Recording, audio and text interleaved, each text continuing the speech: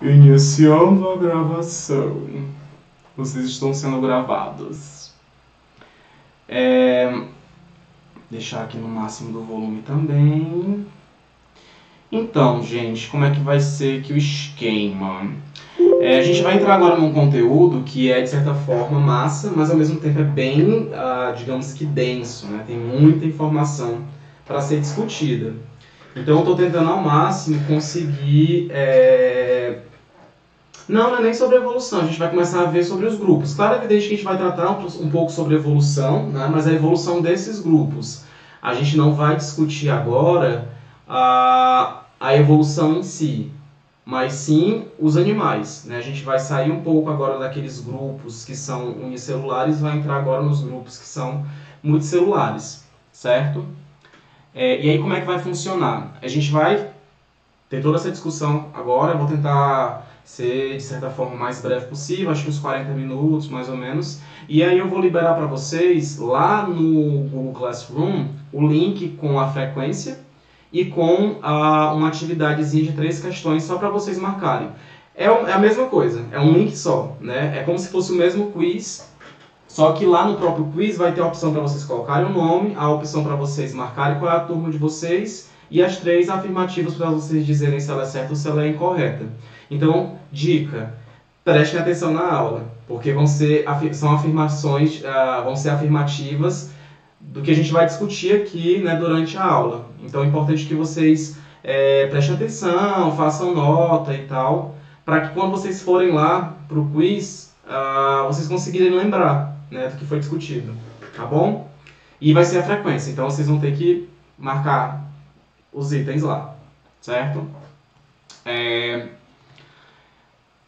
Deixa eu só colocar aqui na tela cheia e a gente então inicia com a nossa arlinha de hoje, tá? Então a gente vai começar agora com os metazoários, né? Ou então com metazoa, que é na verdade o nome que é dado para os grupos dos animais. Eu vou tirar esse meu óculos porque fica dando reflexo. Bem que eu não enxergo direito, então vou ter que ficar assim. Mas vai dar pra ver. E a gente vai começar então agora com esse grupo, né? Então só para dar aquela rápida recapitulada, a gente vinha discutindo, né, inicialmente sobre grupos de organismos procarióticos, né, que são esses dois aqui, né, que é das árqueas e das bactérias, certo? Então a gente sabe que esses dois grupos aqui são grupos de organismos que não apresentam a membrana, né, o envoltório nuclear. Tem toda uma composição neles lá, algumas características que são diferentes, né, desse grupo aqui, que é o grupo dos eucárias, né, que é o grupo dos eucariotos, que a gente já inclusive discutiu bastante sobre eles. A gente já deu uma olhada nos fungos, lembra? A gente deu uma olhada nos fungos inicialmente, que é esse grupinho que está aqui embaixo. A gente deu uma olhada também nos grupos eucarióticos heterotróficos, né, que foi a nossa aula passada sobre esses protistas, né, alguns grupos de protistas que a gente sabe que não formam um grupo monofilético, então a gente meio que deu uma caminhada nessas 4 linhagens, né? A gente falou um pouco sobre escavatos, a gente falou um pouco sobre os cromoalveolados, sobre os rizálios e também sobre os uniocontas. Na aula de hoje, a gente vai permanecer aqui, nos uniocontas, certo? Só que a gente vai dar uma, digamos que caminhada a mais, né, dentro dessa linhagem aqui. Então a gente vai focar nos animais, que são justamente os metazoários, certo? E é interessante, gente, porque esse grupo dos animais, digamos que, assim como as plantas, é um grupo, né, é uma classe taxonômica que permanece bem estável. Digamos que ela já é bem antiga, ela foi reconhecida desde o Aristóteles. Aristóteles já dividia, né, os organismos vivos em 2 grandes grupos, o grupo dos animais e o grupo das plantas. Então ele já tinha essa capacidade de diferenciar eles, né? Ele utilizava principalmente a capacidade de locomoção. Então, para Aristóteles, né, tudo que se locomovia era animal e tudo que não se locomovia era planta. E aí dentro dos animais ele meio que separava um grupo que tinha sangue e um grupo que não tinha sangue. Então assim, é um grupo que permanece, né, na história das classificações, relativamente estável. Ai, meu dedo sumiu. Relativamente estável, sem muita alteração. Se você olhar aqui, desde o Linneu, quando passa por Copeland, Whittaker, né, até chegar ali no Cavalier Smith, que é esses mais recentes, né, de hoje em dia, que já trazem vários reinos diferentes, os animais continuam lá bem estáveis. E aí eu pergunto, por que vocês acham que isso aconteceu? Por que vocês acham que tem essa grande estabilidade em relação ao grupo composto pelos animais? O que vocês acham?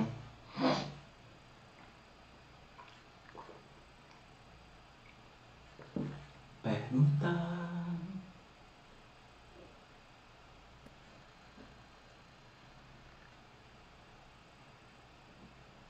Repete, Danilo, por favor. Vamos lá. Eu estou falando para vocês, né, que o grupo que a gente reconhece como sendo animais, ele é um grupo que já vem sendo reconhecido, né, a redundância, já desde do tempo dos filósofos, né, desde Aristóteles. Então, assim, desde Aristóteles, ele já era possível distinguir o que era um animal, né, separar o que era um animal de uma planta. E eu quero saber para vocês por que disso. Por que vocês acham que o grupo dos animais ele é tão antigo assim, né? Alguém já falou aqui que é porque eles são fáceis de identificar. Tá, então, por que eles são fáceis de identificar?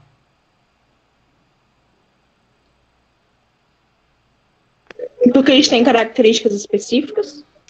É isso, né? Eles têm várias características que são fáceis de serem vistas, né? Que são fáceis de definir o grupo. Então, o grupo dos animais, eles apresentam um conjunto de caracteres, né? De apomorfias que facilitam o reconhecimento dele e que depois, né, com as análises moleculares, foi corroborado também, como sendo um grupo monofilético, né, um grupo que tem um único ancestral, né, comum, né, que define todos eles, que é a base de todos eles. Né? Então, é mais ou menos isso que a gente vai começar. Oi. Não sei. Vai fazer muito sentido o que eu vou falar agora, mas eu tenho essa teoria, digamos assim. Por exemplo, os animais, eles também vão se modificando, digamos que no ambiente. Isso faz com que eles não criem novos, até criem, mas essa capacidade faz que sejam estáveis, né, também. Como eles vão meio que se adaptando, aí outras espécies. É porque a gente tem que ter uma percepção que existem, no geral, né, a gente tem uma certa dificuldade de diferenciar o que é evolução, né? Porque a evolução, na verdade, ela não é aquele indivíduo específico que muda, né? Não é uma espécie... o foco da evolução não é o indivíduo, é a população, né? Então, assim, o indivíduo ele realmente vai estar estável. No decorrer da vida dele, ele não vai mudar. A gente não tem como mudar de uma hora para outra, né? Por exemplo, eu vou evoluir. Então, hoje eu tenho o formato que eu tenho e amanhã eu acordo com outro formato. Porque começou a esquentar, aí eu vou acordar agora mais fino, porque assim eu consigo aumentar minha superfície de contato e perder mais calor. Não é assim, né? Então, o que muda na evolução são os grupos de indivíduos no decorrer do tempo. Então, por exemplo, vão ser os meus descendentes, os descendentes dos meus descendentes, os descendentes dos meus descendentes que vão sofrer alterações entre uma geração e outra. E aí essas alterações, conforme elas vão passando no decorrer do tempo, elas vão sendo ou selecionadas positivamente ou selecionadas negativamente. E aí quem é que faz essa seleção? É a seleção natural, é o ambiente, né? Se aquele indivíduo, aquele grupo de indivíduos, eles estão mais aptos do que determinado outro grupo de indivíduos, então eles vão ter mais vantagens reprodutivas e eles vão acabar deixando mais descendentes. E aí, se eles deixam mais descendentes, aquelas características vantajosas deles vão aumentar em quantidade na população, fazendo com que aqueles indivíduos que não têm essas características positivas diminuam no decorrer do tempo até sumir. Né? Então, uma espécie ela não muda de uma hora para outra em outra espécie. Na verdade, são os descendentes dessas linhagens que vão alterando no decorrer do tempo e vão, então, sendo selecionados. Deu para entender mais ou menos? Entendi sim, professor. Obrigada. Porque eu estava meio que generalizando, né? Não vendo tipo essa individualidade. Porque, assim, o nosso corpo, biologicamente, não é preparado para mudanças, né? Que se eu morando no Ceará fosse por frio, estranharia fazendo um exemplo bem tosco. Aí eu meio que generalizei, né? E não é muito assim essa análise biológica que o senhor falou, é mais do indivíduo, né? Que um animal ele não vai mudar de uma hora para outra. Não. Se ele é adaptado com pelo, ele vai mudar no outro dia sem pelo, por exemplo. Sim, porque a gente tem que ter essa noção de que a evolução ela não ocorre no indivíduo. Não é um indivíduo que evolui de uma hora para outra.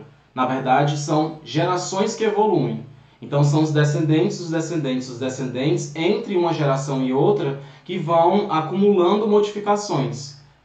Por exemplo, se eu mudo para um lugar, como você falou, que é mais frio, provavelmente o meu corpo vai sentir, eu vou conseguir sobreviver, e aí, digamos que os meus filhos já nasçam com alguma modificação que favorecem a eles, né? Dos meus 3 filhos, 2 nascem com essas modificações. Não, um nasce com essa modificação e 2 não nascem. Esse que nasce com a modificação, ele tem vantagem em relação aos 2 que não têm. Então ele consegue ficar mais vigoroso, ele consegue sobreviver. Vamos dizer que dos 2 que não tem, um morre, o outro fica vivo. E esse que continuou, que tem as modificações, ele tem a maior capacidade de se reproduzir. Então, digamos que ele vai deixar mais descendentes, e se ele deixa mais descendentes, essa característica que deu vantagem a ele vai passar para todos os descendentes dele. Enquanto que aquele que não tem a característica não vai passar, né? Ele não vai se reproduzir tanto, digamos assim. E aí, essa terceira geração, que são os filhos do meu filho, que tinha essa característica, eles já vão ter uma maior vantagem em relação a todos aqueles que não têm. Eu não mudei. Meu filho recebeu uma mudança entre eu e ele, e os filhos do meu filho já tiveram uma outra mudança, né? Já foi começando a aperfeiçoar ainda mais. Então, a evolução ela não ocorre no indivíduo, ela ocorre entre gerações. Porque a gente às vezes tem essa ideia realmente, de que a evolução é o indivíduo mudando, que eu sou uma coisa agora e eu posso acordar daqui a 10 anos uma outra coisa. Não, não é assim. Não é assim que a evolução funciona. A evolução ela precisa de muito tempo, né? Ela é um processo gradual, longo e que ocorre entre gerações, certo? Mas deixa essas questões de evolução para o ano que vem, para o 3º ano, porque isso aí vai ser o assunto de vocês. Vamos tentar focar agora mais em relação aos animais, tá? Mas isso que a gente estava discutindo é massa porque cai aqui, né? A gente vê então que os animais, ele forma um grupo muito bem delimitado, porque ele apresenta características bem marcantes, né? Que definem muito bem ele, por isso que ele já é reconhecido há muito tempo, tá? Por exemplo, o modo de nutrição. A gente agora vai começar a dar uma olhada nessas características, certo? Então, o modo de nutrição dos animais é uma característica marcante. A gente estava vendo, por exemplo, que depois que a gente deu uma olhada nas bactérias, a gente começou a focar em quem? A gente focou nos organismos eucarióticos heterotróficos, né? Porque justamente dentro desses organismos eucarióticos nós temos grupos de organismos que são heterotróficos, grupos de organismos que são autotróficos, certo? Então quando a gente olha, deixa eu colocar aqui a canetinha para eu riscar. Quando a gente olha dentro do grupo dos seres vivos, né, no geral, a gente sabe que tem aqueles que são autotróficos, que eles conseguem produzir o alimento deles. Então tem os fotoautotróficos, né, que eles capturam a energia da luz solar para poder gerar o alimento, como as plantas, por exemplo, as algas. Tem os quimioautotróficos, que são algumas bactérias, que elas vão capturar energia a partir de reações químicas. E aqui dentro dos heterótrofos, a gente vai encontrar grupos que são consumidores, né, que eles vão predar, por exemplo, eles vão caçar, eles precisam matar uma presa e se alimentar dela, né? E quando eu falo, eu incluo também os herbívoros. Eu também incluo aqueles que comem uma planta, por exemplo. Também são consumidores. Tem os detritívoros, né, que são aqueles que se alimentam de restos, né, de animais. Então, eles também... Estou gravando a aula. Os detritívoros também precisam de um outro animal, mas eles não precisam matar o animal. Eles podem simplesmente comer partes desse animal, que já está morto, por exemplo. E tem aqueles que são saprófitos, né? Os saprófitos são aqueles que eles se alimentam a partir de substâncias orgânicas, né? Por exemplo, eu não tenho a capacidade de ingerir uma parte, né? Uma partícula orgânica. O que eu faço? Eu solto as minhas enzimas para fora da minha célula. Essas enzimas elas agem fora da célula, digerindo essa matéria orgânica, e eu simplesmente só absorvo as substâncias que foram geradas, né, pela quebra dessas partículas. E aí, aqui, dentro dos heterótrofos, a gente pode separar, então, ó, os consumidores e os detritívoros como sendo os animais e alguns outros protistas, como, por exemplo, paramécia, algumas euglenas. E os saprófitos são os fungos. Lembra que a gente falou que a digestão dos fungos ela é extracelular, né? Então, a nutrição ajuda a definir o grupo dos animais, porque a gente sabe que os animais são formados por organismos eucarióticos, heterotróficos, consumidores ou detritívoros. E aqui eu coloquei alguns exemplos. O gatinho lá como consumidor, a gente como consumidor. E como detritívoros a gente tem algumas baratas, alguns insetos, minhoca, alguns moluscos também, certo? Alguém tem alguma dúvida em relação a isso?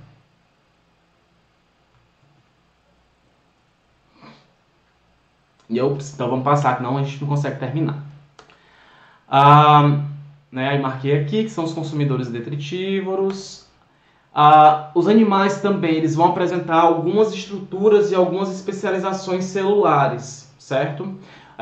Ou a ausência delas. Se a gente for pensar, por exemplo, né, comparando uma célula animal, uma célula vegetal e uma célula de um fungo, o que a célula animal não tem? Se vocês errarem essa pergunta... Parede celular, né? Parede celular. Vacúolos e cloroplasto. Isso, só que assim, vacúolo e cloroplasto, só a célula vegetal que tem, né? Só essa daqui, certo? A célula vegetal, ela vai ter vacúolo, vai ter cloroplasto, vai ter parede celular. A célula animal, ou a célula fúngica, né? A célula de um fungo, ela vai ter parede celular também. Mas aí qual a diferença da parede celular da célula do fungo da parede celular da célula da planta? O vegetal é de celulose. Do fungo é de quitina, se não me engano. Isso. A celular da vegetal é celulose e do fungo é de quitina, né? E animal não tem parede celular. Né? Então isso já é uma característica que difere os animais dos demais organismos eucarióticos. Porque as células animais não apresentam parede celular, tá? E os animais são também o quê? Organismos multicelulares. Porque vocês poderiam falar, professor, mas como assim? A gente viu que tem outros protistas, a gente viu na aula passada que alguns protistas também não tinham parede celular. Por que eles não são animais? Eles não são multicelulares. Eles são organismos unicelulares. Então, heterotróficos, eucarióticos, multicelulares e sem parede celular... animais, certo? Aí, professor, mas então como é que a célula animal consegue ficar ali meio que firme, bonitinha, né? Existem substâncias externas à célula que mantêm ela, que dão meio que um arcabouço, uma base para ela. Então, tem algumas proteínas que agem dessa forma. O colágeno, por exemplo. O colágeno forma uma rede, né, que dá um suporte para essas células, para os tecidos, por exemplo. Né? Então, quando a gente fala que a gente está começando a perder colágeno quando a gente envelhece, é justamente isso que dá um pouco da flacidez na nossa pele. Porque a gente vai perdendo colágeno e a pele começa a perder estabilidade nas células dela. Certo? Animal é unicelular? Não! Animal é multicelular. É justamente uma das diferenças. Lembra? Até a aula passada a gente estava tratando daqueles que eram considerados como os protistas. Eles também eram heterotróficos, né? Eles também eram heterotróficos, mas eles não eram o quê?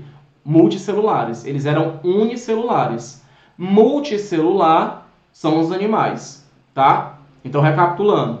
Eucariótico, heterotrófico, multicelular e com células sem parede celular.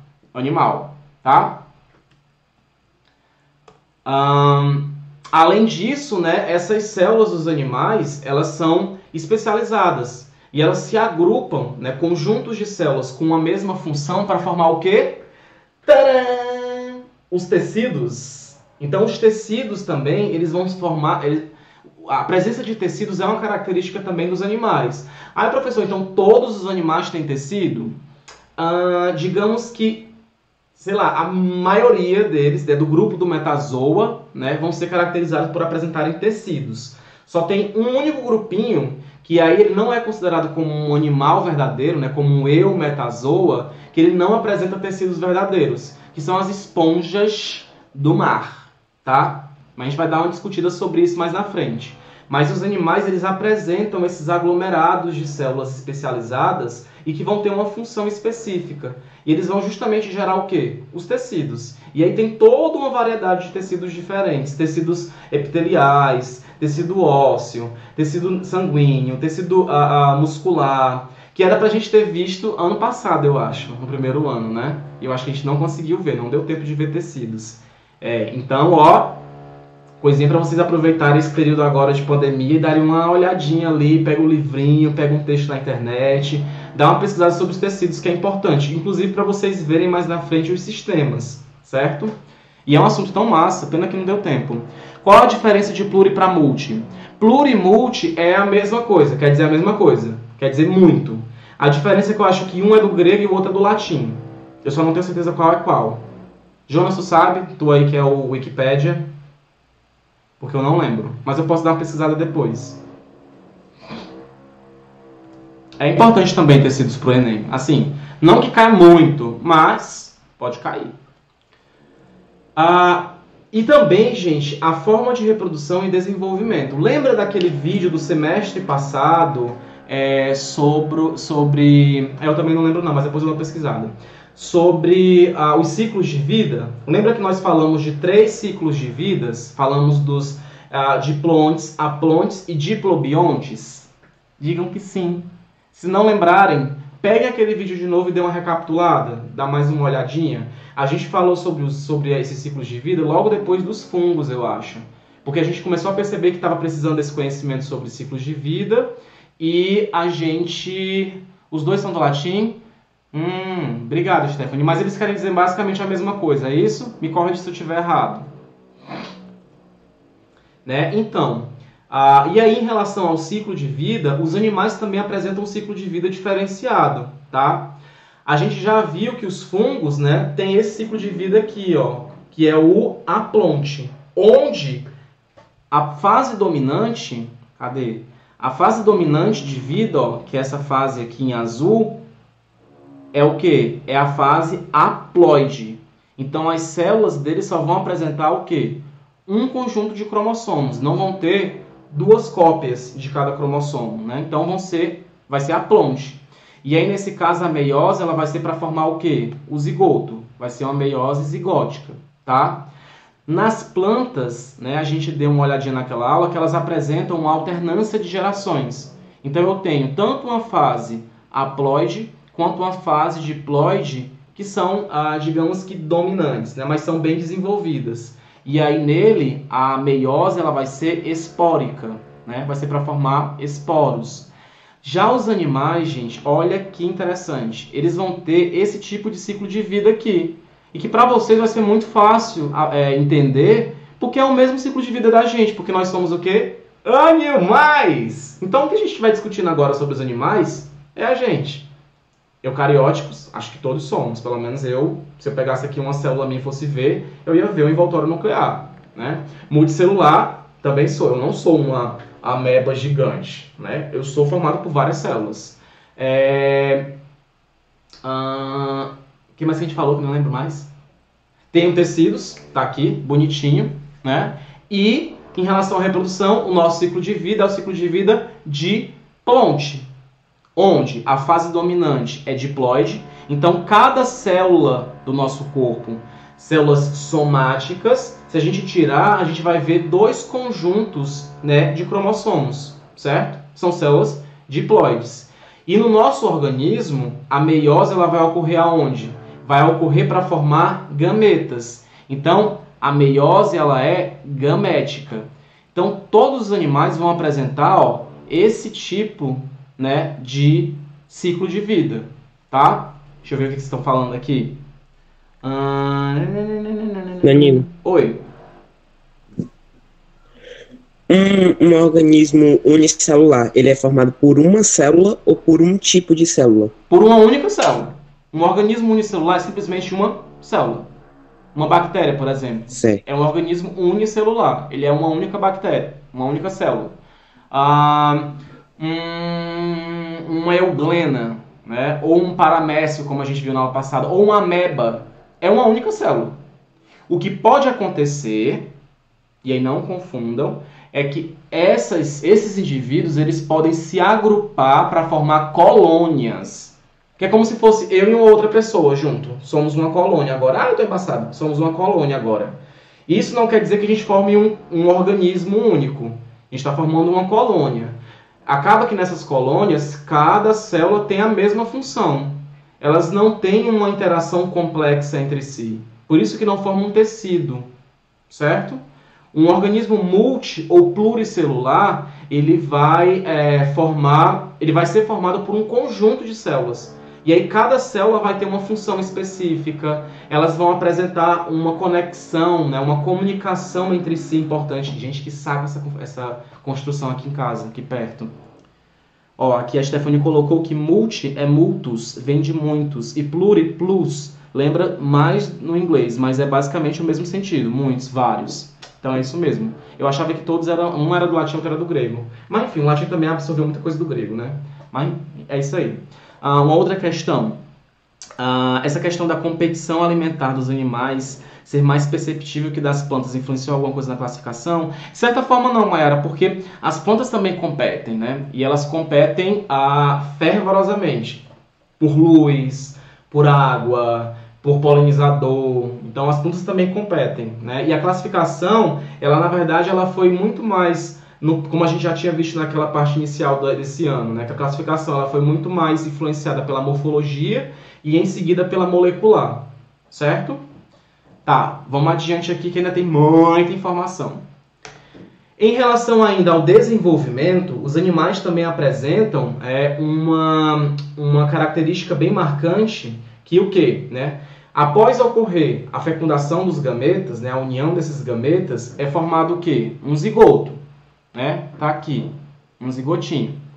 E esse zigoto, ele vai então sofrendo mitoses, mas sem aumentar de tamanho as células. E aí a gente chama esse tipo de mitose de clivagem. Ó, eles sofrem uma clivagem. E aí essas células começam então a se dividir, até formar uma bolota de célula oca. A gente chama de blástula. Olha como é que ela é por dentro, ó. Ela é oca. É como se fosse uma bexiga, né? Uma bexiga onde ela tem uma bola, só que dentro é oca, tá? E aí, em determinado momento do desenvolvimento embrionário, vai eu tô na frente do slide para vocês verem. Meu Deus, como eu sou burro! Ó, aí no decorrer do desenvolvimento embrionário, essa bolota oca, ela passa a sofrer uma invaginação. Ela começa aqui a bolota oca, certo? Aí, ela começa a sofrer então, ó, uma invaginação.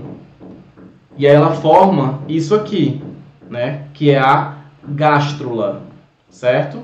Esse evento aqui de invaginação é chamado de gastrulação e ele forma uma gástrula. Então agora a gente tem o quê? Uma bolota, só que com 2 camadas ou até mesmo 3 de célula. Essa camada azulzinha clara que está aqui em cima, essa camada amarelinha que está aqui dentro e essa camada interior aqui, ó, que está em azulzinho mais escuro. Nesse caso aqui tem 3 camadinhas. Eu acho que são 3 camadinhas. Então aqui eu já tenho o quê? Eu tenho a definição de 3 camadas de tecidos que vão dar origem a tecidos específicos no decorrer do desenvolvimento desse organismo, tá? Eu tenho aqui, né, a ectoderme, que é essa parte de fora. Ecto é de fora. Então, ectoderme, essa parte de fora. Eu tenho a endoderme, que é essa parte de dentro. E tenho a mesoderme, que é essa parte do meio. E aí, cada parte dessa vai dar origem, né, a um tecido diferente, tá? Eu coloquei aqui um videozinho para vocês darem uma olhada, ó.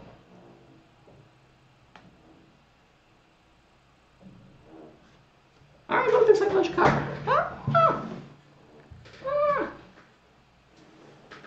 Ó, aí tem aí a primeira clivagem do zigoto, ó. Ele começa a se dividir, né? Vai se separando. Outra clivagem, aí agora já tem 4. E assim vai seguindo, ó. Outra clivagem. Clivagem é uma mitose, mas sem que essas células aumentem de tamanho. Ó, aí isso aí é a blástula, né? Uma bolota oca de célula. E aí essa blástula, ela sofre a gastrulação, ó. Uma invaginação e forma duas camadinhas, com a camada interna e a camada externa. Tá? E aí isso aqui vai mais adiante, né? Isso aqui eu não vou falar com vocês agora não, porque é uma parte mais de desenvolvimento embrionário. Porque cada camadinha dessa, a gente vai dar origem a um tipo de tecido, é uma parte do corpo do organismo. Isso aqui ocorre com todo mundo, inclusive com a gente. O nosso desenvolvimento também é assim, inicial. Certo? Ó, a ectoderme forma cérebro e olhos. A mesoderme forma ossos, músculos. E a endoderme forma intestino e fígado. Ai, que legal! Isso também era pra gente ter visto melhor ano passado, né? Porque ano passado era pra gente ter visto a parte de embriologia, mas também não deu tempo. Mas vocês podem dar uma olhadinha também, uma pesquisada. Mas o que eu quero que vocês saibam agora? Né? Que os animais apresentam uma característica em comum, que é esse tipo de desenvolvimento embrionário aqui, ó, onde tem um zigoto que vai sofrendo clivagens, certo? E aí forma uma blástula. Essa blástula sofre uma gastrulação para formar uma gástrula, certo? E aí essa gástrula ela vai ser formada por 2 ou 3 camadas, né, de tecidos embrionários, também chamados de folhetos germinativos, certo? E aí, né, a partir dessas características, né, que são mais marcantes dos animais, a gente consegue meio que definir esse grupo gigantesco que apresenta uma variedade morfológica imensa. Né? Então, são estimados mais ou menos cerca de 1,3 milhões de espécies que já estão identificadas, né? Mas são esperados que a gente ainda tenha mais da metade mais do dobro desse número de espécies que ainda não foram identificadas, né? E aí parece que a história evolutiva dos animais, né, desse grupo, dessa linhagem, que é a linhagem dos metazoas, ela é uma linhagem relativamente antiga, que data mais de 700 milhões de anos atrás, né? Começando então ali com alguns organismos que eram unicelulares, né, que estavam ali dentro do que a gente considera hoje como sendo os protistas, e que passaram então a sofrer algumas modificações, dando origem a uma linhagem de organismos multicelulares, que formou então o metazoa. Então quando a gente olha, né, para a história evolutiva e filogenética dos animais, a gente consegue reconhecer alguns padrões de algumas modificações evolutivas, né, que foram ocorrendo desde aqueles que a gente considera como sendo os animais mais antigos, né, como se fossem animais que estão na base da árvore filogenética, até os animais mais derivados, que são os animais que a gente já encontra meio que no topo das árvores filogenéticas, como por exemplo nós, os primatas, certo? E aí alguns padrões que a gente vai discutir hoje estão relacionados com a simetria corporal, os tipos de tecidos, as cavidades corporais, a forma desse desenvolvimento embrionário e também o tipo de clivagem, que está relacionado com o desenvolvimento, tá? Aí só para a gente ver, ó, as análises mais recentes, né, elas trazem que o grupo irmão, né, de todos os animais, né, o grupo mais próximo dentro ali dos protozoários, dos protistas, é esse grupinho aqui formado pelos coanoflagelados, tá? E esses coanoflagelados, eles apresentam inclusive proteínas que são proteínas relacionadas com a multicelularidade, ou seja, com a capacidade de formar tecidos, por mais que eles ainda não tenham tecidos, certo? Mas essa proteína já estava lá, ela surge mais ou menos aqui, né? Demonstrando então que nós, provavelmente, né, nós animais, temos como parentesco mais próximo esses coanoflagelados. Então nós temos um ancestral aqui, ó, compartilhado com eles, né, mais recente, tá? Então as análises morfológicas já traziam isso e as análises moleculares mostraram isso também. E aí quando a gente entra dentro dos animais, ainda temos aqui uma transição, que são as esponjas. As esponjas já são meio que aglomerados de células, mas a gente não consegue ainda encontrar nelas tecidos especializados. Os tecidos mesmos, tecidos verdadeiros, só vão surgir aqui. nesses outros grupos de animais, certo? Então, essa multicelularidade, quando a gente olha, né, para a filogenia dos animais, ela vai surgir aqui nas esponjas, né, a partir daqui. Mas tecidos verdadeiros só vai surgir, ó, a partir daqui, dos quinidários, formando então esse grupo chamado de eumetazoa, tá? Eu acho que já eu mostro um outro slide sobre isso também. E aí a gente também pode dividir os animais através da simetria corporal dele. Ai, professor, o que é simetria? Simetria, gente, é a capacidade de você dividir o corpo de algum organismo ou então de algum objeto em partes iguais. Então, por exemplo, se eu pego aqui o meu óculos, a única forma que eu tenho de dividir ele em partes iguais é dividir ele em duas partes. É passar um plano bem aqui no meio. E aí eu sei, ó, que esse lado aqui é igual a esse lado aqui, né? É espelhado. Se eu fizer uma divisão aqui a mais, eu vou ter 4 partes iguais? Não tenho. É a capacidade de se livrar de membros o quê? Deixa eu ver. Para livrar de membros para a sobrevivência, qual é? Não, isso aí alguns grupos que apresentam essa capacidade, né? De se perde uma parte, essa parte pode se regenerar muito rápida, né? Como alguns répteis, ou então alguns anfíbios também, tá? Mas isso aí já é um outro processo que ocorre especificamente nesses grupinhos, certo?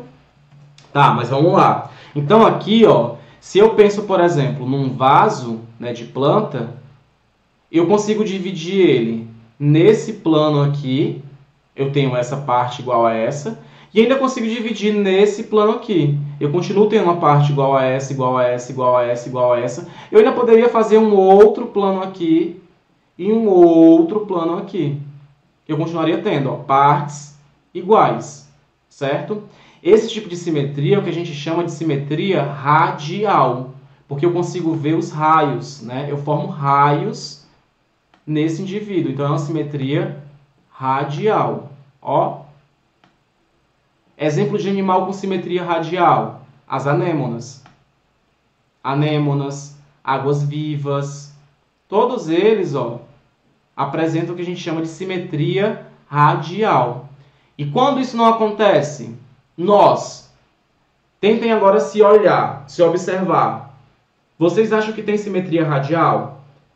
Se vocês pegam no centro de vocês conseguem dividir uma parte no meio e uma outra parte assim, e ter partes iguais? Não dá. A gente vai ser mais ou menos como o quê? Essa pá aqui, ó. Eu só consigo dividir a pá em um plano, ó. E aí eu tenho duas partes iguais.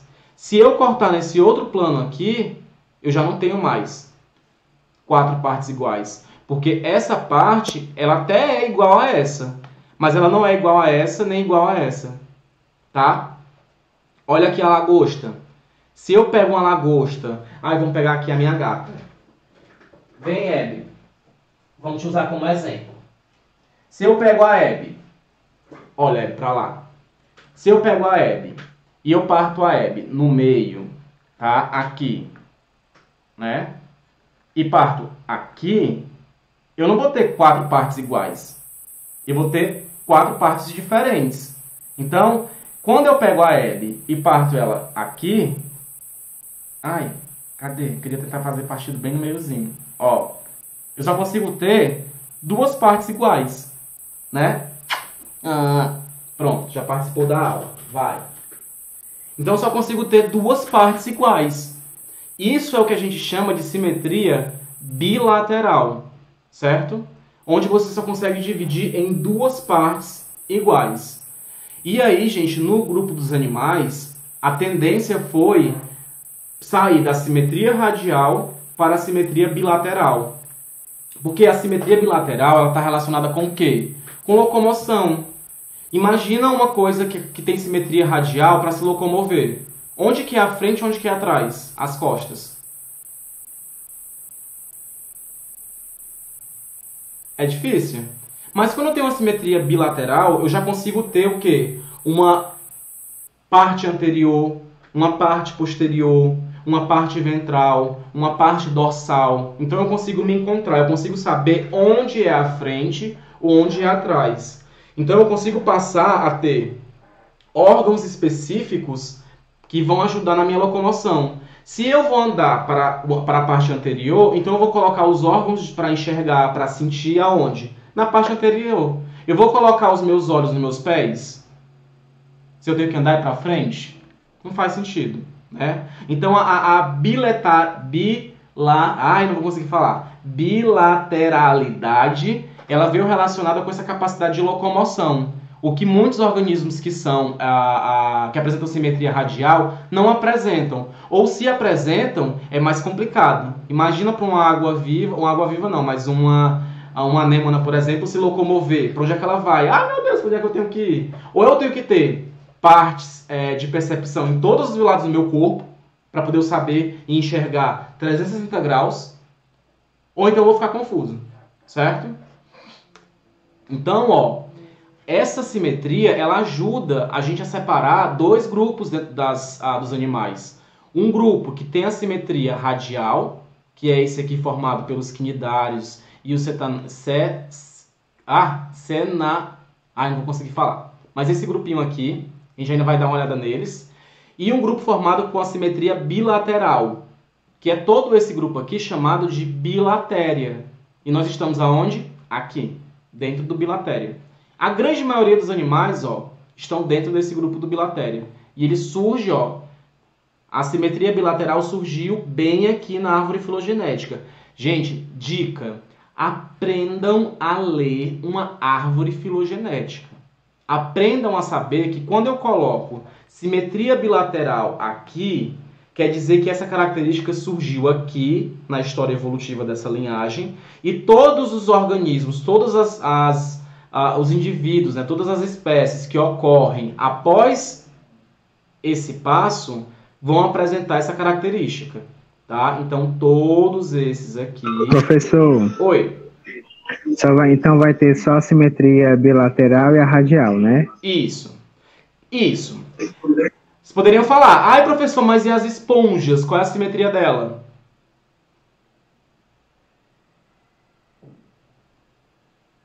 E aí? Não tem. Ela é assimétrica. Jonas falando. Isso mesmo, ela é assimétrica. Professor, repete a simetria radial, por favor. Tá. Simetria radial é quando eu consigo dividir em vários planos iguais. Não só em dois, mas em vários. Vou dar o exemplo do banco. Ai. Tô ficando velho. Olha o banco. Se eu pego esse banco aqui, por exemplo, eu consigo dividir ele, nesse plano e nesse plano. Porque eu tenho, aqui e aqui. Eu tenho essa parte igual a essa, igual a essa, igual a essa. Então eu divido em 2 planos. Já a gente não. A gente só consegue dividir em um plano, certo? Só consegue traçar um plano. Deu para entender? Sim. Pronto. Certo, simetria. E olha aqui também os tecidos, né? Como eu falei para vocês, a gente viu lá que na gastrulação... Menino. Oi. Então esse conceito de simetria ele serve mesmo só para ajudar no agrupamento? Serve para ajudar no agrupamento e serve também para você meio que entender como é que foi as tendências evolutivas, né? Porque se a gente percebe que teve uma tendência da simetria radial para a simetria bilateral, é sinal que, e como está relacionado com a locomoção, essa mudança, essa tendência evolutiva vai influenciar na morfologia do grupo. Porque você passa agora a ter grupos de órgãos específicos ocorrendo em lugares específicos do corpo.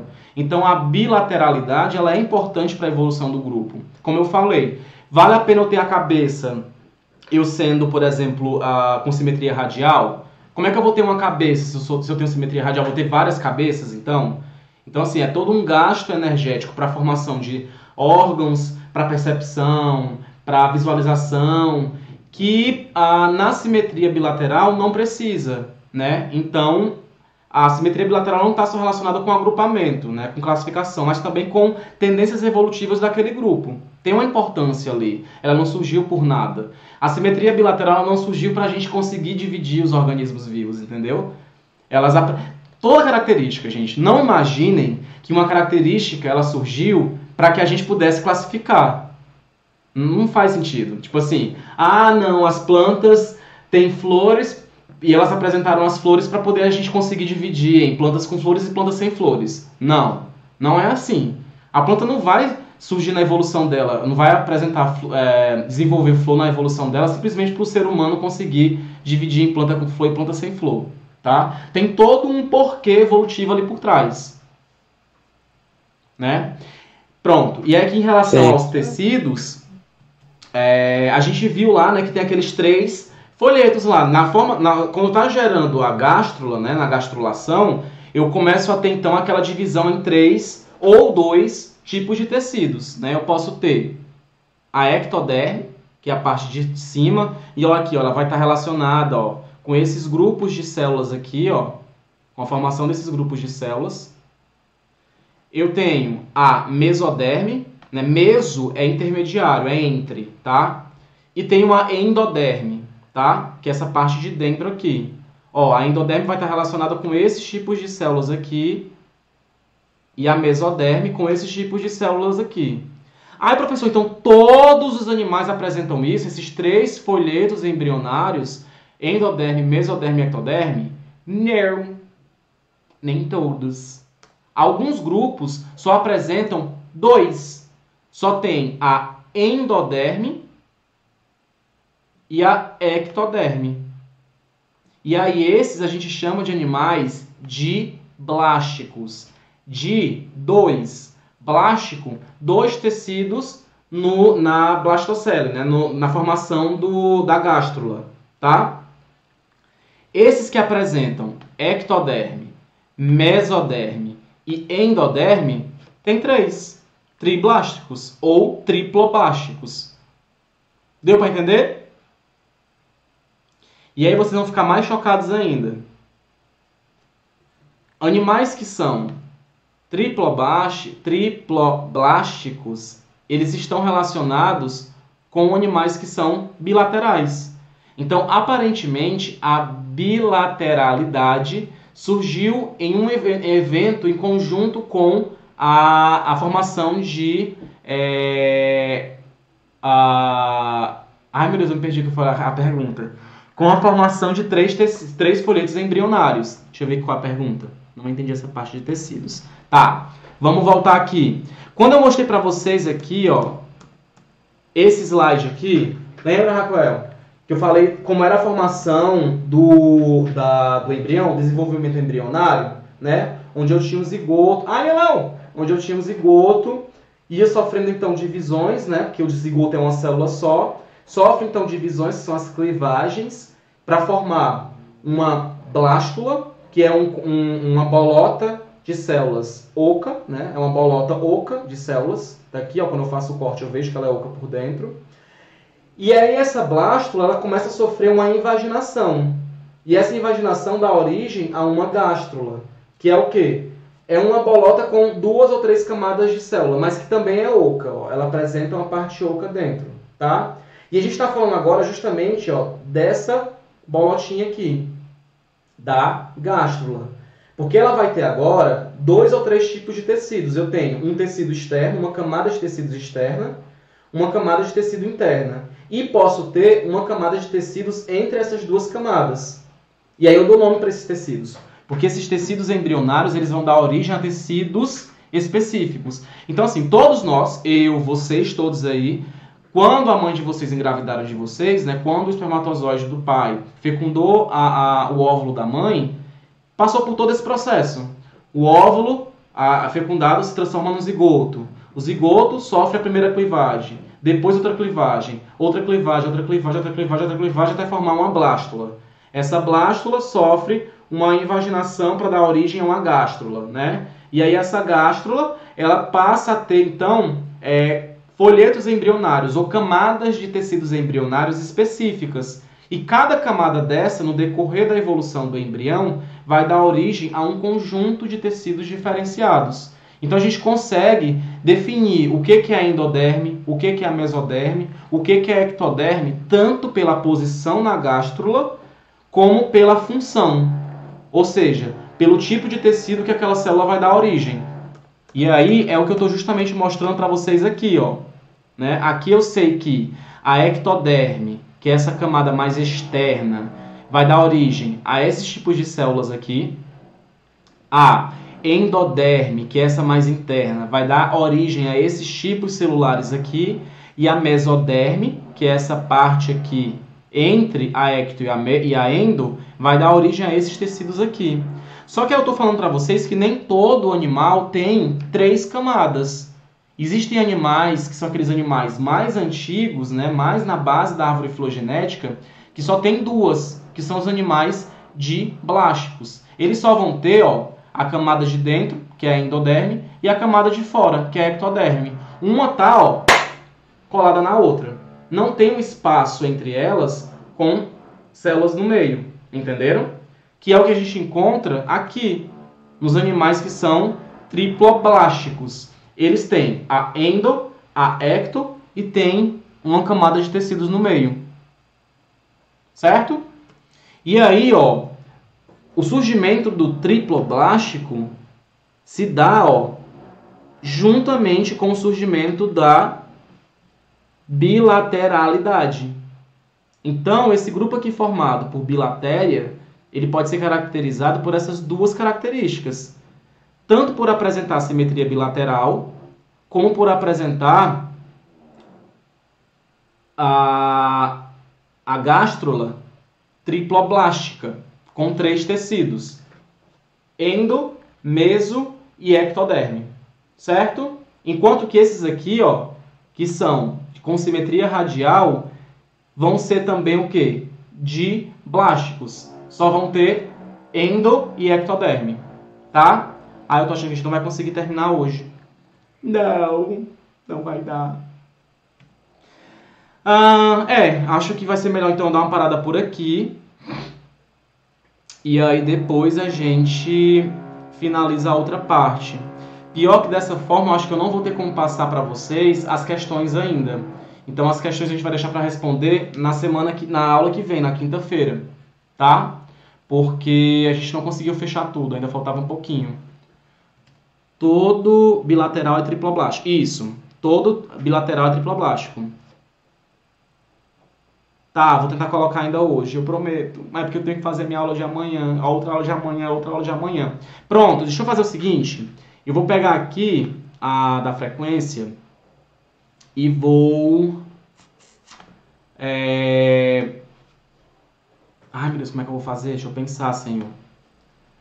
Porque a frequência está junto com o teste.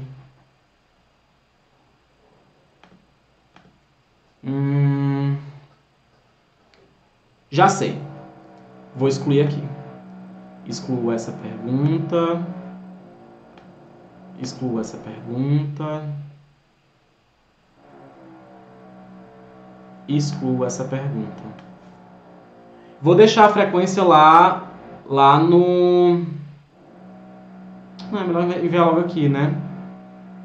Deixa eu enviar logo aqui.